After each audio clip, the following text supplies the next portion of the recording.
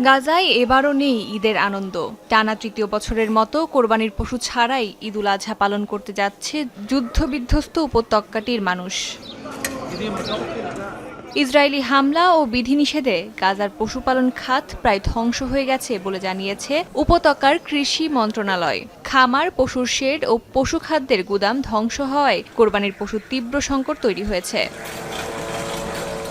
যুদ্ধের আগে ঈদ মৌসুমে হাজার হাজার গরু ও ভেড়া আমদানি হলেও এবার সেই সুযোগ নেই। ফলে আকাশছোঁয়া পশুর দাম। অনেকের পক্ষেই মাংস কেনাও অসম্ভব হয়ে পড়েছে। চড়া দামের পাশাপাশি নগদ টাকার অভাবে ফিলিস্তিনি নাগরিকদের অবস্থা শোচনীয় হয়ে পড়েছে।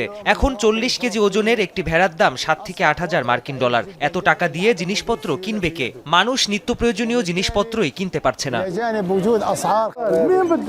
অবস্থা শোচনীয়। আগে একটি ভেড়া কোরবানি করতে $100 লাগতো, কিন্তু এখন তা $10,000। ফলে আমরা কোরবানির আনুষ্ঠানিকতা পালন করতে পারছি না।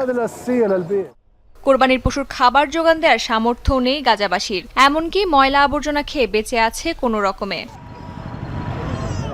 খাবারের সংকটের পাশাপাশি নতুন পোশাক কেনার সামর্থ্যও হারিয়েছে বহু পরিবার। কেউ কেউ ছেঁড়া কাপড় থেকেই বেছে নিচ্ছে ঈদের পোশাক। ঈদ আসছে, কিন্তু আমাদের জীবনে কোনো ঈদ নেই। আমরা প্রতিদিন শহীদ হচ্ছি। নিয়মিত বোমা হামলা, ধ্বংসযজ্ঞ। আগে ঈদে বাচ্চাদের নতুন জামা কিনে দিতাম, কোরবানি করতাম। এখন আর কিছুই নেই। ত্রাণ প্রবেশ নিয়ে হামাস ও ইসরায়েলের পাল্টাপাল্টি দাবির মধ্যেই অনিশ্চয়তা আর দুর্ভোগে ঈদ উদযাপনের প্রস্তুতি নিচ্ছে গাজার মানুষ।